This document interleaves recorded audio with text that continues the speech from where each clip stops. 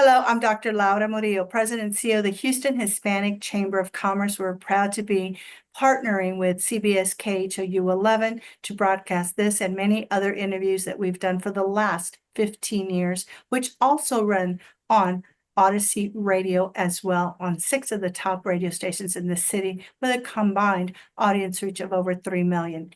Today, we have one of our corporate partners. They've been with us since the very beginning, since I've been at the chamber, the CEO of Amegy Bank, Steve Stevens. He and I are going to talk a little bit about the economy, the important role that Latinos play, not only in the city of Houston, in the state, and nationally. So before we get started with our interview with Steve and him talking about some of those things, I'd like to share some important data points. As we look at the city of Houston, over $150 billion with a B is generated by immigrants in this great city of ours. That is very significant. I want to repeat that number.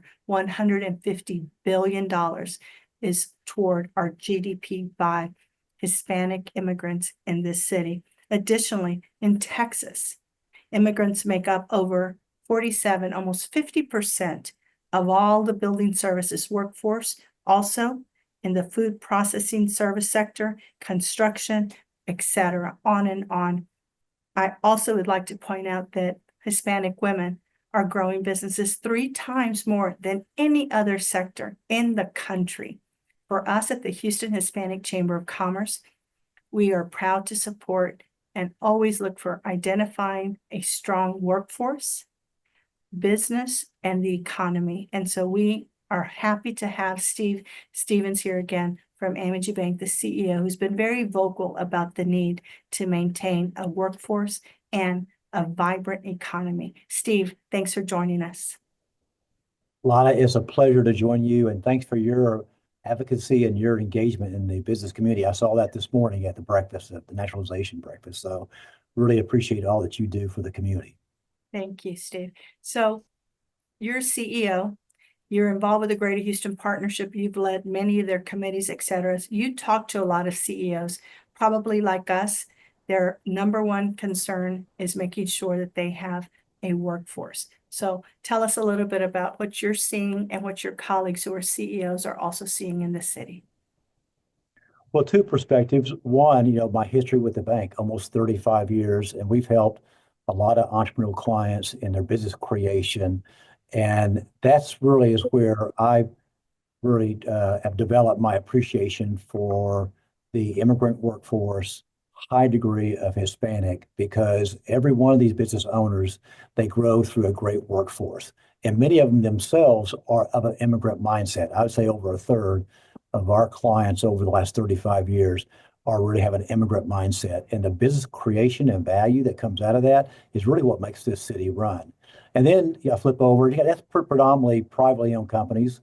Then in my role with the Greater Houston Partnership and the immigration chair, the GHP has a lot of the big employers, from ExxonMobil to Mitsubishi.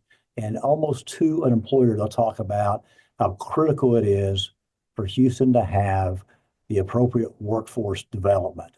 And a huge part of that is the Hispanic workforce. A huge part of that is the education that comes out of our beloved University of Houston. So it is not even an option to say we have got to find ways to continue to grow the workforce. And then on top of that, you're trying to attract other companies to come to Houston. And so you have to talk to them about, okay, what is the workforce development that you can provide in Houston? And then, of course, with all this noise about illegal immigration, there's noise there, but you've got to work through it. So then that requires that people like yourself and me, we go to the business owners and say, can we educate you better on what really is the nuances of immigration? There are a lot of different sides to it. It's a very complicated topic. Yes, we do need to secure the border, but more importantly, we are not replacing, our indigenous population. So we got to find other ways to kind of counterbalance that. And the Hispanic workforce is a huge part of that. As you said, it's a huge part of healthcare. It's a huge part of energy. It's a huge part of construction. And those are 3 major economic pillars of the Houston economy. Absolutely. So what message do you have for your fellow CEOs, and what can they do besides what you've already mentioned to help make sure that we absolutely protect our borders and, again, maintain this strong workforce. Well, I would start out by this. Some of this has some nuances to it, but most of this is the same back and forth of immigration from the beginning of our country. One of my favorite sayings is Harry Truman says, "The only thing new is a history we don't understand."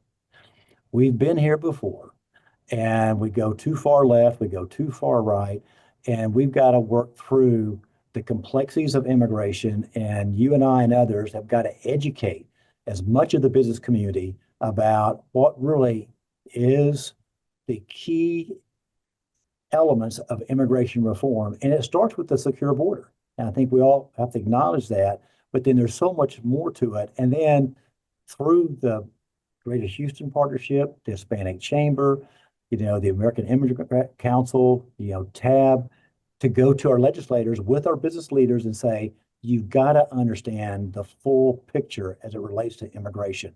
And if this economy is going to grow, we've got to fix immigration.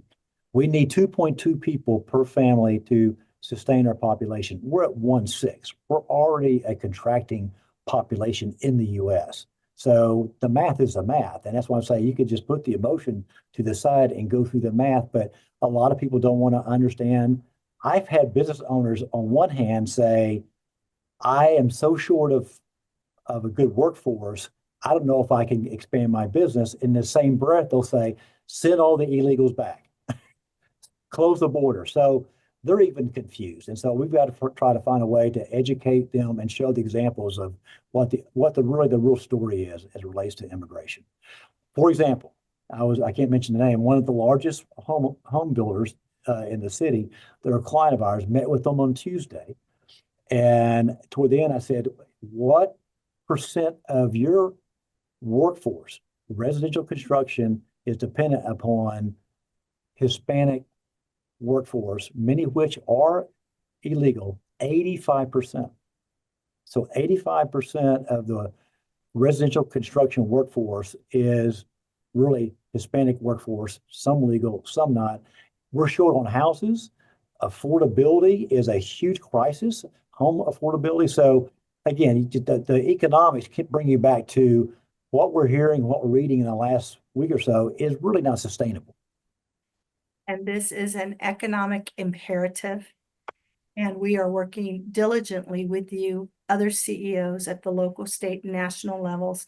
Also recently spoke with the Wall Street Journal because they want to understand a city like Houston that has been thriving from an economic standpoint. And our jobs are to make sure that Houston, Texas remains the economic epicenter for entrepreneurs. And we thank you, Amegy, Steve, and so many others who are making sure that we can continue to do great business in the city of Houston. Thank you for everything. Appreciate it. Lana, thank you for your leadership and you being very vocal about these issues. It really it helps all of us. So we got to do even a better job and more vocal job about it.